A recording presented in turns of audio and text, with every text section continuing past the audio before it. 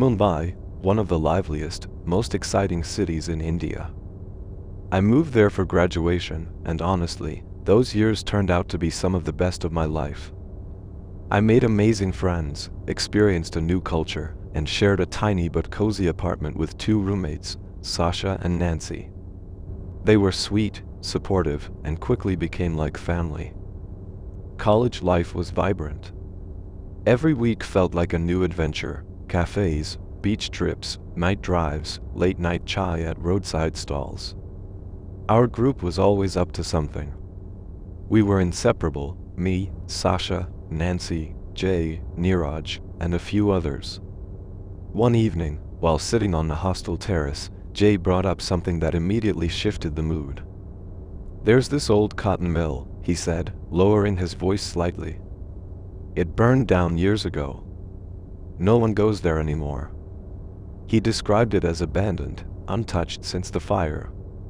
According to him, whenever he passed by the area, it gave him this strange, chilling vibe, like the air itself was haunted. That's when Neeraj, who lived for scary dares, suggested we sneak in. "Let's go there," he grinned, around 2 or 3 a.m. Crazy, right? But back then, we were fearless. Or at least we thought we were, we agreed, me, Sasha, Nancy, Jay, and Neeraj. The plan was to drive there late at night, sneak in, and explore. Neeraj had a car, so transportation was sorted. We were weirdly excited, like it was just another fun story in the making. We had no idea what we were walking into. That night, around 2:30 a.m., we were on the road. The streets were quiet, the city asleep. As we neared the mill, something changed. The energy shifted. The air felt colder, heavier. The building loomed ahead, burnt, broken, and lifeless. A security guard stood at the front gate. There was no way he'd let us in, so we parked at a distance and circled to the back. The wall wasn't too high. Jay climbed over first, then waved for the rest of us. I followed.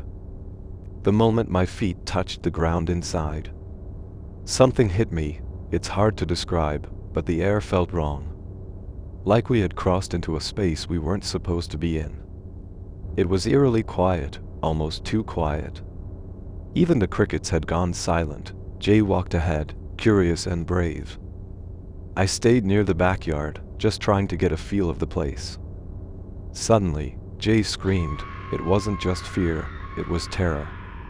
He stumbled back toward me, eyes wide, his voice shaking. "I saw someone," he said breathlessly. "I swear, I saw a man. Burned. Just standing there. Watching me." Every hair on my body stood up. Before I could even react, we heard Sasha calling from behind the wall, asking what was going on. I shouted for everyone to run. Jay and I climbed back over the wall, panic setting in.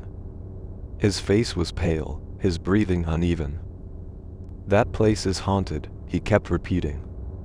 "I'm serious. We shouldn't have come." None of us questioned him. We jumped into the car. Neeraj started the engine and sped off. But the road, it was pitch dark. No lights. No people. Just endless shadows stretching around us. Jay pulled up the map on his phone, trying to guide Neeraj. We followed the directions, until suddenly, we hit a dead end. Nothing ahead. Just trees and silence, but the map says the road continues, Jay whispered. We turned around, tried another route. For a few minutes, it felt like we were getting somewhere, then, another dead end, and again.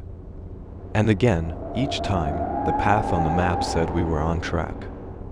But in reality, we kept ending up in the same place. Near a small, broken-down hut. It was like the road was folding in on itself, trapping us in a loop. None of us spoke. We were all cold, confused, and terrified. It was as if something, some force, was keeping us there. Holding us back.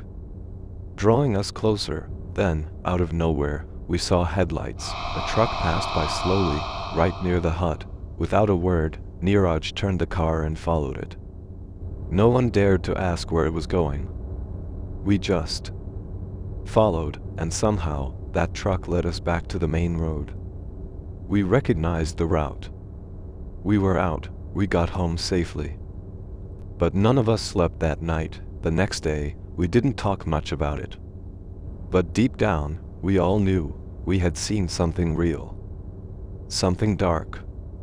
Something that didn't want us to leave. Sometimes I wonder what would have happened if that truck never came. Sometimes I wish we had never gone there at all.